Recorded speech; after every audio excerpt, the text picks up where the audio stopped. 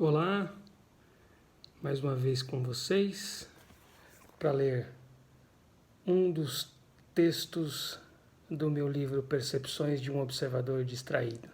Hoje vamos à página 50 e o texto começa assim. Evidentemente, você já sabe que sozinho ninguém interpreta a realidade adequadamente. Ninguém pensa o mundo sem que outros o tenham pensado antes. Você também já sabe que para trilhar novos caminhos é preciso passar por aqueles que foram abertos por nossos antepassados. Na filosofia, na teologia, na história, antropologia, matemática, nas ciências, ninguém fala sozinho, mas fala a partir e com outros que vieram e falaram antes. Fala a partir deles, debate com eles, discorda, concorda, ignora ou sabe com eles. Alguém já disse que eu e você vemos o que vemos porque somos anões sentados em ombros de gigantes. Ninguém vê nada sozinho, pois sempre haverá a influência de outrem. Sempre haverá a bênção ou a maldição da cultura, sempre haverá a máscara da língua materna. Eu sei que você que me ouve e me vê já sabe de tudo isso, mas não custa lembrar. Durante boa parte da nossa existência enxergamos a vida, a morte, o sucesso, o fracasso, o amor, o ódio, com olhos emprestados. E de quando em vez é bom lembrar de que não somos autoexistentes, autorreferentes ou autossustentáveis. Somos porque foram antes de nós. Pensamos porque pensaram antes de nós. Amamos porque primariamente fomos amados. Bem, deste pequeno texto, que não por acaso tem uma bela ilustração, desse pequeno texto, a primeira implicação que salta aos olhos é que nenhum de nós é autoexistente. Ou seja, nenhum de nós veio à existência por vontade própria, por motivos óbvios, como desejar ou providenciar a própria existência antes de existir. No fundo, só Deus pode dizer eu sou. Só eu existo sem que ninguém me tenha gerado. A consequência mais importante destas afirmações que eu fiz, ou desta concepção de mundo, é que se eu e você queremos cumprir nossa vocação como seres humanos, não podemos viver ou agir como se não tivéssemos uma dívida com os nossos antepassados. E também não podemos viver ou decidir ou agir como se não tivéssemos uma responsabilidade com os nossos descendentes.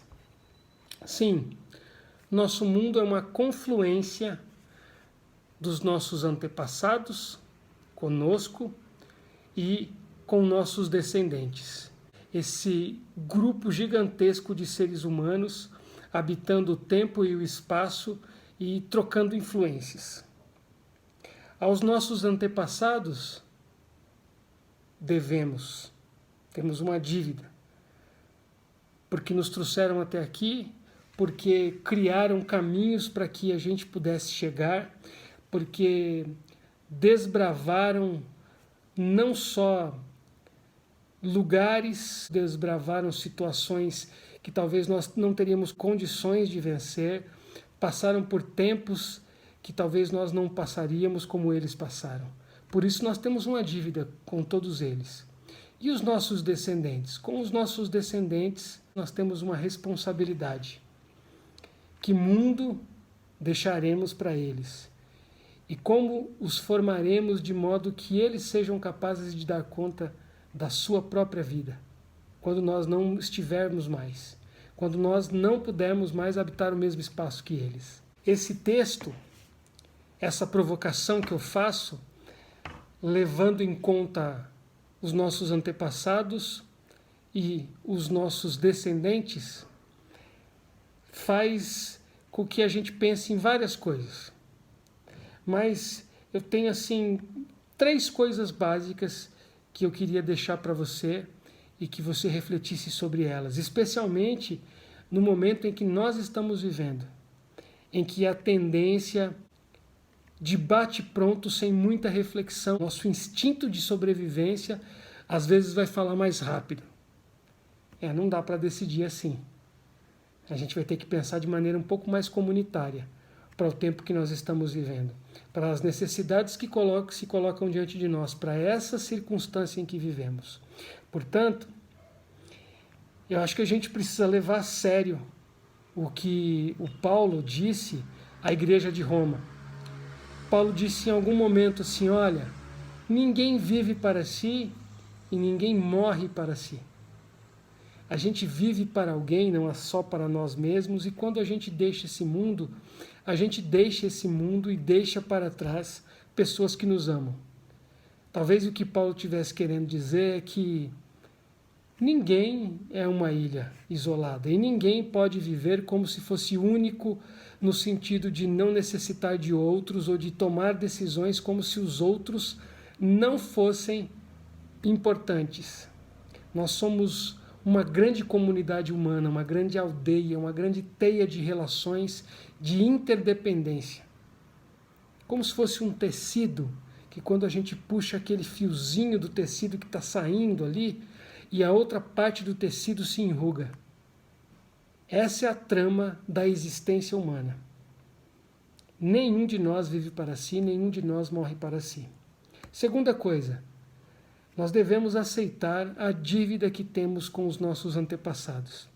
Aceitar a dívida que temos com os nossos antepassados, na prática, significa que a gente deve celebrar respeitosamente suas lutas, suas conquistas e sua memória. Não tem muito tempo que eu me reconheci, me enxerguei como um homem negro. E de posse desse conhecimento, de toda essa experiência, de toda essa ancestralidade, eu ouço bastante uma frase que me toca profundamente, que diz assim, nossos passos vêm de longe. É disso que eu estou falando. Não importa de onde você veio, a etnia, o sobrenome, não importa. Importa que nossos passos vieram de longe. E a gente precisa celebrar respeitosamente as lutas, conquistas e a memória dos nossos antepassados. Um exemplo clássico do mundo do Oriente Médio, onde a Bíblia Sagrada nasceu, é que ninguém fala em nome próprio. Todo mundo, ao se colocar numa conversa e numa fala pública, sempre vai fazer referência aos seus antepassados. Na Bíblia é assim. João, filho de não sei quem, Jesus, filho de José, da raiz de Davi. Porque a existência humana é essa trama de passado, presente e futuro. Terceira coisa que eu acho indispensável para os tempos que nós estamos vivendo e para quem quer dar sentido à sua vocação enquanto humano, a vocação de ser humano. A gente deve encarar com alegria o privilégio de nos tornarmos os gigantes sobre os quais os nossos descendentes vão se sentar e enxergar mais longe. No começo eu disse que nós fomos e somos anões que enxergam mais longe porque se sentam em ombros de gigantes. Nós devemos ser os gigantes para os nossos descendentes, de modo que eles possam enxergar e construir o seu futuro. Nós devemos construir com eles de maneira que, quando chegue o tempo deles, eles possam dizer: eu tive um gigante e uma gigante sobre qual eu pude repousar e enxergar mais longe. Pois bem, ninguém vive para si, ninguém morre para si. Nós somos essa teia complexa de relações que extrapola passado, presente e futuro. Por isso, preste atenção em como você está construindo a sua história. Dê valor aos seus antepassados e valorize e construa pensando nos seus descendentes. Um abraço e até a próxima.